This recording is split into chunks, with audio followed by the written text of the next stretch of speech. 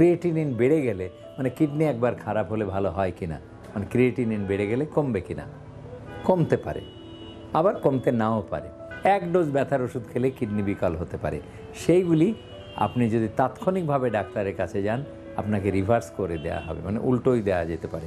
5 টুকরো কামরাঙ্গা খেয়ে ডায়ালাইসিস দিয়ে তারপরে কিডনি তার স্বাভাবিক হয়ে গেছে। ডায়রিয়া, ডিসেন্ট্রি এবং বমি এগুলির থেকেও যদি আপনার হাইপোভলিমিয়া হয়, মানে আপনার শরীরের রক্তের চাপ কমে যেতে থাকে, তাহলেও কিডনি হঠাৎ করে বিকল হতে পারে। সেগুলি কিন্তু ভালো হয়ে যাবে। বিভিন্ন জায়গায় ছুটাছুটিতে নিষেধ করি, যেমন ধরেন আজকেও বললাম একটা রোগীকে যে চিটাগাং থেকে ঢাকায় আসা, অথবা বাংলাদেশ থেকে ভারতে যাওয়া, বাংলাদেশ থেকে বামরুনগ্রাদ বা থাইল্যান্ডে যাওয়া, এইগুলি মানে ছুটোছুটি করলে আরও কিডনি, যাদের ক্রনিক কিডনি ডিজিজ আছে তাদের আরও ক্ষতি হবে। দৌড়াদৌড়ি না করে যাদের সিকেডি আছে তারা আপনার বাড়ির পাশের ডাক্তার নেফ্রোলজিস্ট, বারবার স্মরণ করে দিয়ে নেফ্রোলজিস্টকে দেখাবেন।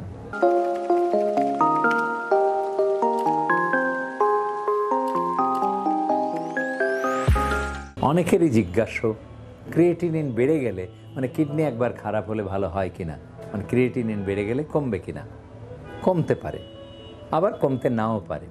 কমবে কখন? যদি আপনার AKI হয়, অ্যাকিউট কিডনি ইনজুরি যদি হয়, মানে হঠাৎ করে কিডনিটা খারাপ হয়ে গেল। কিভাবে হতে পারে? আপনি কিছু ওষুধ খেয়েছেন, ব্যথার ওষুধ, এক ডোজ ব্যথার ওষুধ খেলে কিডনি বিকল হতে পারে। সেইগুলি আপনি যদি তাৎক্ষণিকভাবে ডাক্তারের কাছে যান আপনাকে রিভার্স করে দেওয়া হবে, মানে উল্টোই দেওয়া যেতে পারে। মানে 3-4 দিন পরে আপনার কিডনি স্বাভাবিকভাবে কাজ করবে এবং ক্রিয়েটিনিন স্বাভাবিক হয়ে যাবে।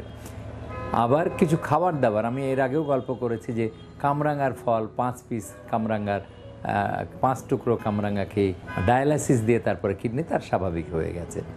তো এইভাবে যদি অ্যাকিউট কিডনি ইনজুরি হয় তাহলে ভালো হয়ে যাবে। ধরেন আপনি সারাদিন ডিহাইড্রেশন বা ডায়রিয়ায় ভুগছেন, আমি তো বললাম যে ঔষধ মানে ব্যথার ওষুধ, ফল, কামরাঙ্গা এবং তার সাথে ডায়রিয়া, ডিসেন্ট্রি এবং বমি এগুলির থেকেও যদি আপনার হাইপোভলিমিয়া হয়, মানে আপনার শরীরের রক্তের চাপ কমে যেতে থাকে, তাহলেও কিডনি হঠাৎ করে বিকল হতে পারে। সেগুলি কিন্তু ভালো হয়ে যাবে সুচিকিৎসা করলে, উপযুক্ত সময় সুচিকিৎসা। আর যদি ধীরে ধীরে ধীরে কিডনি আস্তে আস্তে নষ্ট হতে থাকে দিনে দিনে, তাহলে আর কখনো ভালো হবে না। এটা ধাপে ধাপে ধাপে ধাপে নষ্ট হতে থাকবে। আমরা কি করি? এই ধাপে ধাপে নষ্ট হওয়াটাকে প্রতিহত করি, যেন ধীরে ধীরে যাও। এই ধীরে ধীরে যাও মানে আপনার 1.3 হলো, 1.4 হলো, এই হতে হতে আপনার লাইফ যেন আরও 20 বছর বেঁচে যায়। এইটা হলো আমাদের আসল উদ্দেশ্য। তবে বিভিন্ন জায়গায় ছুটাছুটিতে নিষেধ করি, যেমন ধরেন আজকেও বললাম একটা রোগীকে যে চিটাগাং থেকে ঢাকায় আসা, অথবা বাংলাদেশ থেকে ভারতে যাওয়া, বাংলাদেশ থেকে বামরুনগ্রাদ বা থাইল্যান্ডে যাওয়া, এইগুলি মানে ছুটোছুটি করলে আরও কিডনি, যাদের ক্রনিক কিডনি ডিজিজ আছে তাদের আরও ক্ষতি হবে।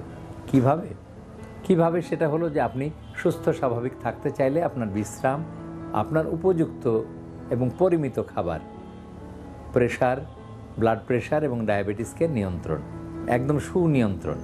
তো আপনি যদি জার্নিতে থাকেন, সফরে থাকেন, তাহলে তো আপনার জীবনটা, লাইফটা হেকটিক হবে, মানে একটু পরিশ্রান্ত হবেন, আপনার খাবার দাবার উপযুক্ত পাবেন না, আপনার ব্লাড প্রেশার কন্ট্রোল করার জন্যে ওষুধও ঠিক মতন দেওয়া হবে না, হয়তো খুব কমে যাবে অথবা বেড়ে যাবে, আপনার ডায়াবেটিসও নিয়ন্ত্রণ হবে না। ফলে আপনি যখন আবার ফিরে আসবেন সফর থেকে, মানে ভ্রমণ থেকে, দেখবেন যে আপনার ক্রিয়েটিনিন একটু বেড়ে গেছে।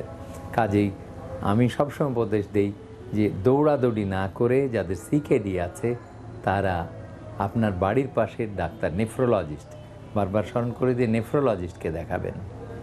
তারপরে নেফ্রোলজিস্টকে দেখালেই সুস্থ হয়ে যাবেন এমনটা নয়, কিন্তু তিনি আপনাকে সুপরামর্শ দিয়ে বিশ্রামের ব্যবস্থা করবেন।